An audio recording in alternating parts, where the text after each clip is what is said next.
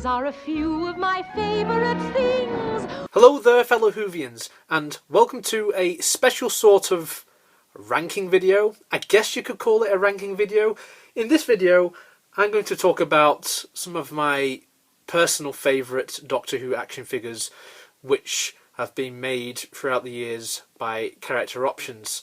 This list is in no particular order, barring the end, in which I talk about my personal favourite figure as of time of recording. So without further ado, let's delve in through memory lane.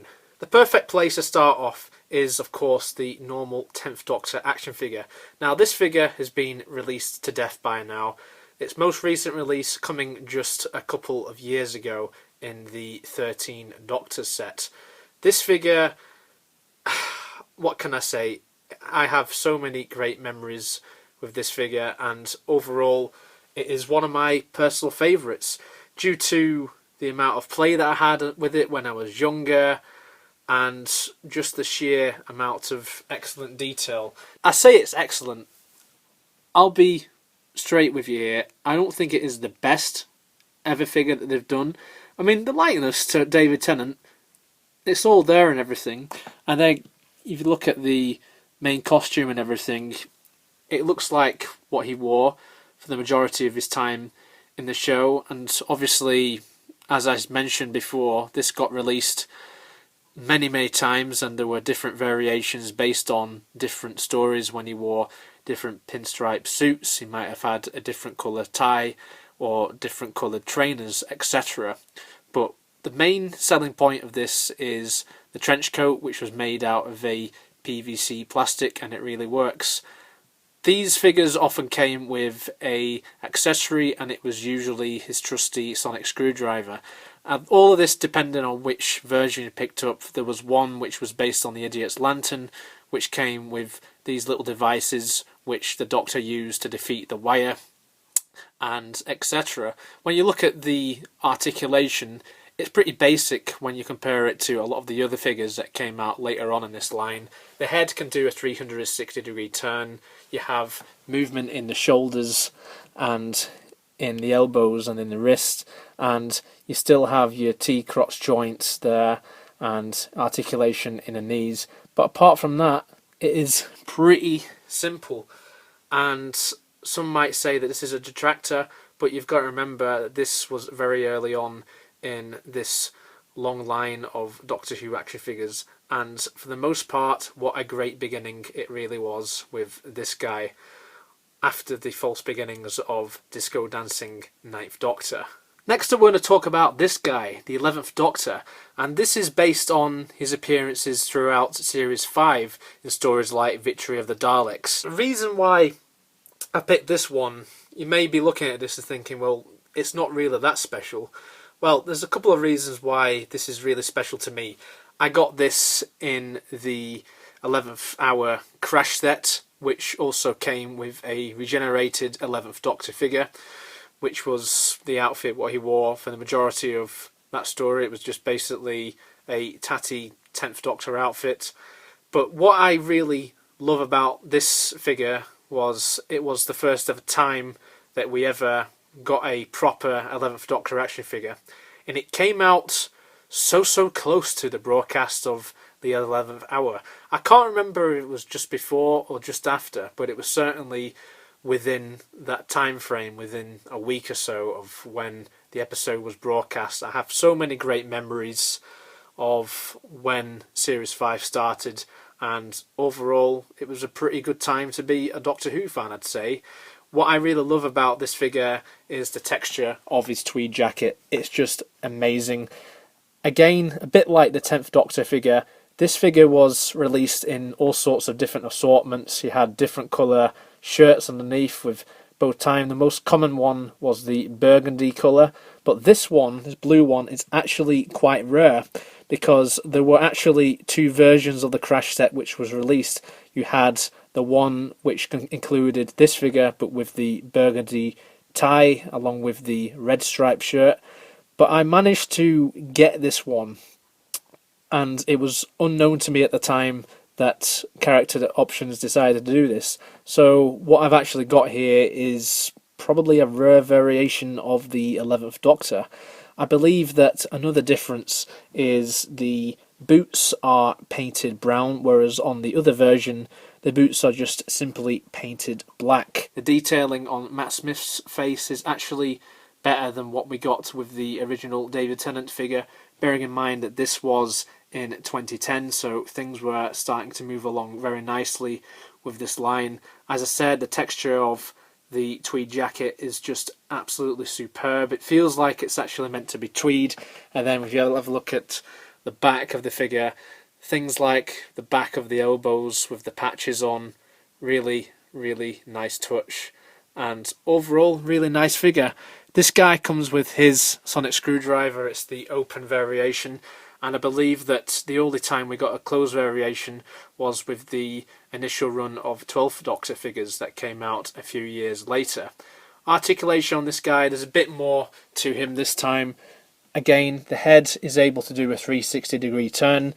You have elbow, bicep and shoulder articulation, as well as a 360 in the wrist. You have your T-crotch joint, your legs can move up and down, and your thighs can move 360, your knees can bend, and the waist can do a 360-degree turn. So compared to the 10th Doctor, there was quite a bit more going on, and overall I have so many great memories of this figure. And it was only now, when I was picking out some figures for this particular video, when I thought about this one, and just looking at it after I bought it in my local Toys R Us and just staring at the packaging of this Crash set.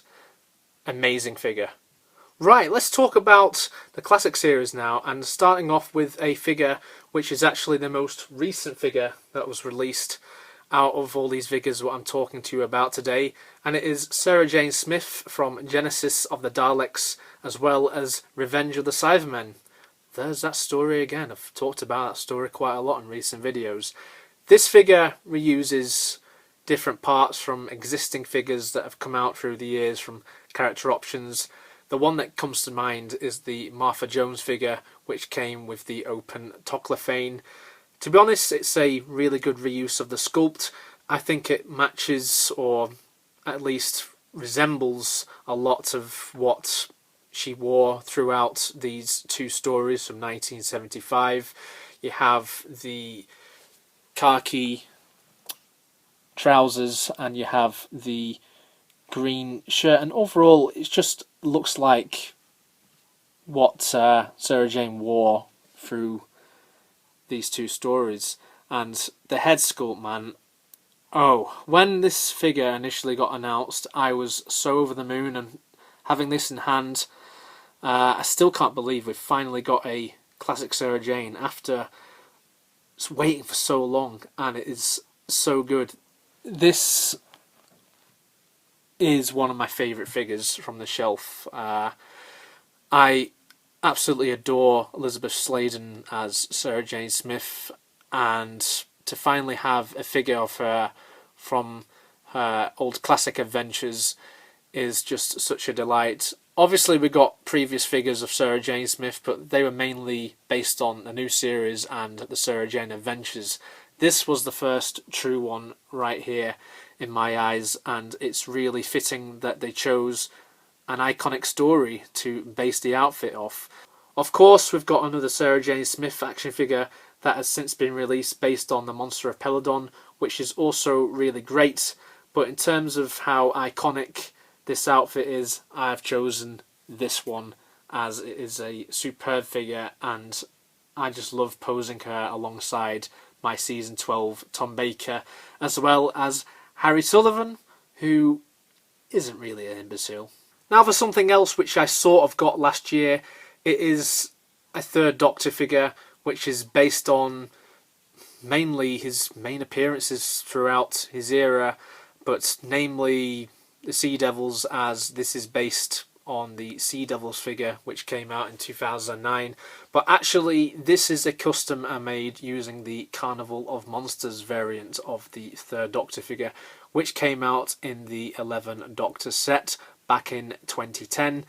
This is of course, one of my favourite figures to display on the shelf. It is my personal favourite Jon Pertwee figure, barring the odd inaccuracies here and there, because this was a project that I worked on. I customised. It was the first ever Doctor Who action figure that I ever customised, and I got help from my dad as well, and me and my dad quite enjoyed doing this figure, just painting the shirt and the cloak that he wears, things like the cravat, just superb, and I'm still pretty pleased with how it's turned out.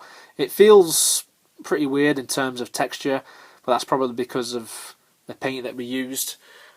We used acrylic paint, but I think it does the job, and honestly I love seeing this on the shelf. To be honest with you, I'm glad that we did this rather than get a expensive version of this outfit, which is on eBay along with another Sea Devil with a different paint job. For me, it wasn't worth it. I thought, you know what, let's customise a common version of the Third Doctor figure, and I don't regret it at all. This is definitely one of my most treasured action figures. Another figure which I treasure is Davros from Genesis of the Daleks. So something else from Genesis of the Daleks. I suppose it just shows just how iconic that story really is. And to be honest with you, I didn't really realise at the time of when I was choosing these figures that these two figures are from the same story, Sarah Jane and Davros. Who would have thought, hey? This is just the most iconic version of Davros, is it not? The mask, just close up on it. There is a few paint scuffs, but this is something that I actually got loose off eBay quite a number of years ago. And barring the paint scuff, I think that the likeness is just absolutely superb to Michael Wisher. Obviously, you have all the little bits of accuracy with your chair and whatnot. It's just so good, and I just love the fact that I have this figure. This originally came out in the Genesis of the Daleks collector set, along with a Fourth Doctor figure and 2 Drone Dalek figures. The reason why I didn't get that set was mainly due to the disappointing Fourth Doctor figure in that set, and at the time I wasn't really keen on having any more Daleks from that story, as I already have one Dalek from that story. So I thought, I'll just get this loose, and I did get it, and honestly, it did not disappoint. This guy lacks articulation, obviously. He does move around like a lot of the Dalek figures do. He has 3 wheels at the bottom, and he has articulation joints in the hand, so you can pose him in many different ways, and it is one of my favourite figures to look at in the shelf, and for good reason as well, as this guy is one of the most iconic villains in Doctor Who history, and this is the best representation that we've ever had of Davros, the original and the best. And speaking of the original and best, here is the Roger Delgado Master, and Master which I absolutely adore. The reason why he's in this video is because of my love for the Master and my love for the action figure. I think that the likeness on this one is one of the best likenesses that has ever been done on any character in Doctor Who history for the Doctor Who action figure range. Character options should really pat themselves on the back, and the camera is really not doing this any justice. Having this in real life really does this much more justice. It's a dead ringer for Roger Delgado. It's like he's used his TCE and he's shrunk himself into an action figure, and it's really good. Little details like the grey streaks in the beard and little grey streaks in the hair really make this stand out, as well as the odd lines on his face, just to make him look a little bit older. The costume, there's not much to talk about because he mainly wore black through the majority of his stories, and he has black gloves. You can see just a little bit of the white shirt underneath just peeking through with the sleeves there. I think to the average viewer, it does look a little bit plain because of the black outfit, but honestly, for the Master, I think it works very well, and it works particularly well for what, in my eyes, is the best incarnation of the character, the original and the best. This figure was released a few times. It was released in a Claws of Axos set, along with a Axon Monster, as well as a Time Monster set. I managed to get this guy as part of the Time Monster set, as I thought that it would be more practical, and I believe it was easier to get at the time of when I got it. This guy was also released as part of a B&M exclusive box set, but I didn't bother getting that. I just got the Time Monster version, and also I believe that the paint applications did suffer a little bit with later releases, namely the Demons version. Delgado also comes with his TCE, which is very nicely detailed. It's very easy to drop out of his hand, admittedly, but honestly, when you pose him just right, he looks absolutely fantastic on the shelf, and he looks amazing when you pose him alongside the Third Doctor figure, which you just saw a couple of moments ago. Now it's time to talk about Daleks, and what better than to go back to the 1960s, when the Daleks, design-wise, were probably at their peak.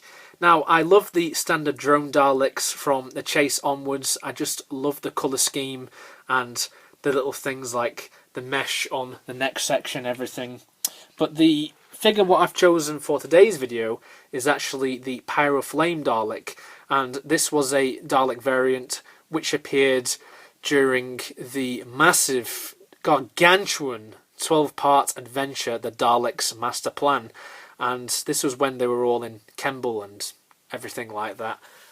The detailing of the flame is just good. It's not the best thing in the world, admittedly. I mean, it just looks plastic, but if you just get rid of the illusion for a second that this is just an action figure, I think it looks absolutely superb on the shelf alongside all of my other 1960s Daleks. And just looking overall, little things like the blue hemispheres, the gun, and just the silver paint job, as well as the light bulbs at the top, which were just painted orange. It's just superb. And even little things like the rings. This is actually inaccurate on this version of the figure. This was the original version that came out in the Enemies of the First Doctor set. Of course, this has recently just been released as part of the B&M range in the History of the Daleks set 4. So if you want to get this figure, then the best way to get it at the moment is through those means, rather than an expensive way to get it for the original version, which you have here, which came out around 10 years ago. Your articulation, so obviously it goes around the 3 wheels. You have your 360 at the weapons, and your eye stalk and the dome can go all the way around. And apart from that, it's pretty standard. But I absolutely love this version of Daleks. You can give me more or less any 1960s Dalek, because to be honest with you, I absolutely love those designs. And it's mainly due to the amazing colour schemes, and Character Options did such a great job replicating that with these figures. Staying with the First Doctor era, we also have another figure which was released as part of the Enemies of the First Doctor set, which was the Mondasian Cyberman. This was also originally released as part of the Men of Steel range, in which you had multiple Cybermen, mainly through the 1960s, and you had the Cyber Leader from The Next Doctor, and you had a collect and build figure, which was the Cyber Controller from the Tomb of the Cybermen. And this was also released as part of a B&M 3-pack, along with a Cyberman from the Tomb of the Cybermen, as well as a Cyberman from the Invasion, from the top of my head. I could be mistaken. If I'm wrong, then please do correct me. Yeah, it's no secret, I absolutely love this design of Cyberman. You can argue with me, it looks crap with the cloth face and everything like that. If you want to know more about my thoughts on Cybermen designs, then please do check out my tier list on Cybermen designs, and also check out my tier list on Dalek designs. I forgot to mention that earlier. This is just an amazing figure. I love the sculpt of the costume, the human hands, because it might sound like a really weird observation, but I think even little things like the hands, they look sort of lifeless, which sort of makes sense because these are like zombified people who've been sort of transformed a little bit by machinery. Looking at the head sculpt, it's just amazing. The things like the handlebars and the torch thing at the top, and the eye sockets and the mouth, oh, it just gives me chills. And even little things like the rubbery wires that have been sculpted on very nicely to this chest piece here, very plasticky. And I remember thinking at the time when this came out how very plastically it was, and I think actually because of this action figure I grown so much on the 10th Planet design, because I remember as a kid I wasn't really that keen on it, but my thoughts on it have grown a lot. It's just an absolutely fantastic design. The figure itself is hindered a little bit by articulation, mainly due to wiring around it and everything like that. But honestly, if you ignore all of that, the articulation is pretty standard, and I just love it. I hope one day that they do like an updated version of this based on the Series 10 version of Mondasian Cybermen, because there are slight differences with those ones compared to the 10th Planet ones, and having those side by side would just be so joyous. Next up we have what is technically the most impressive figure that Character Options have probably ever made, and it is the Sixth Doctor figure. And the reason I say why it is the most impressive is mainly due to the paint applications on his Technicolor Dreamcoat. It's just amazing.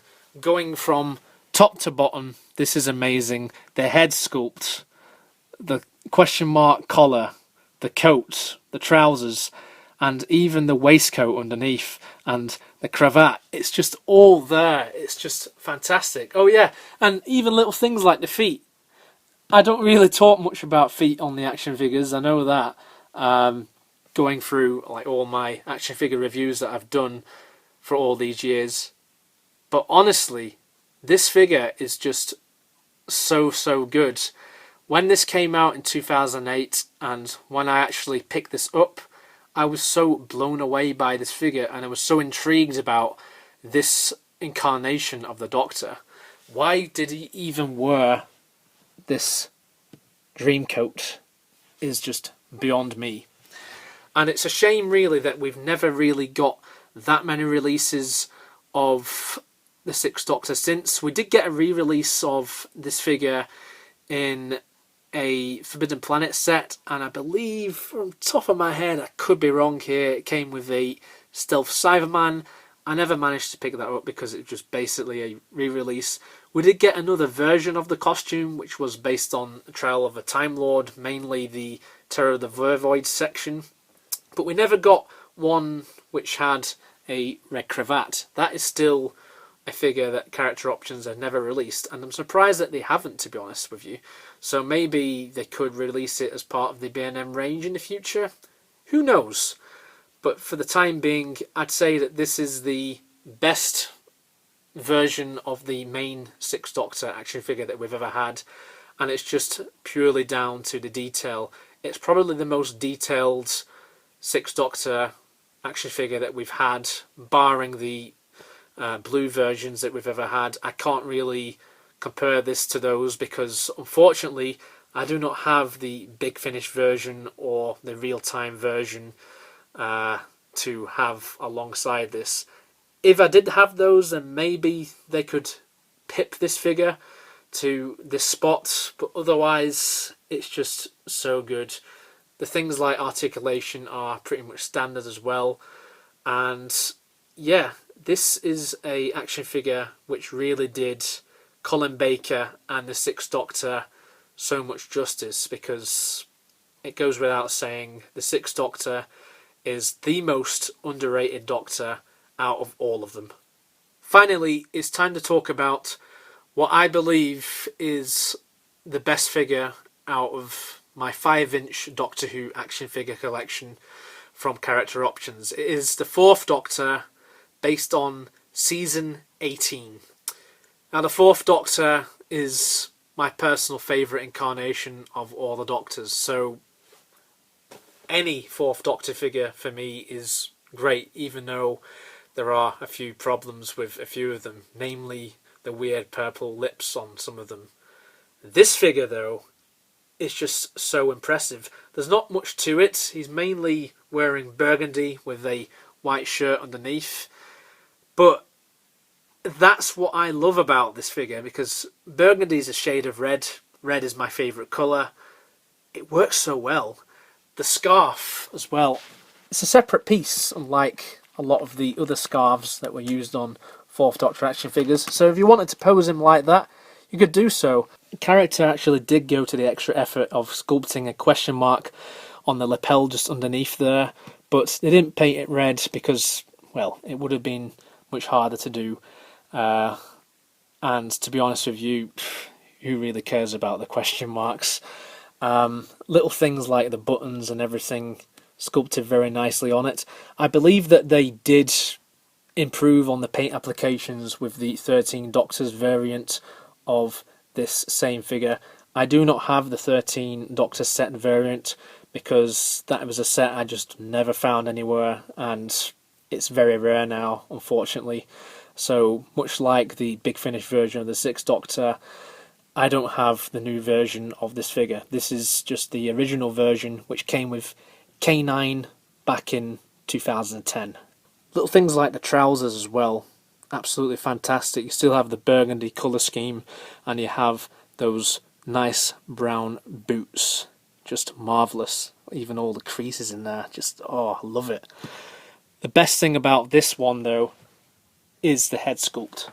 If we just have a look at the head sculpt, it is so good. It is probably the best head sculpt of Tom Baker that we've ever had from Character Options.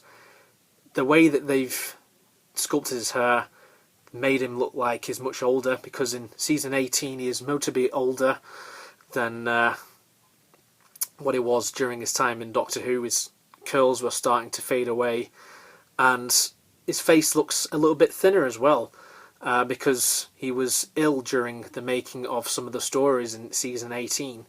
And I think that Character Options, they didn't really need to do this, but honestly, the fact that they did this, it's just so good.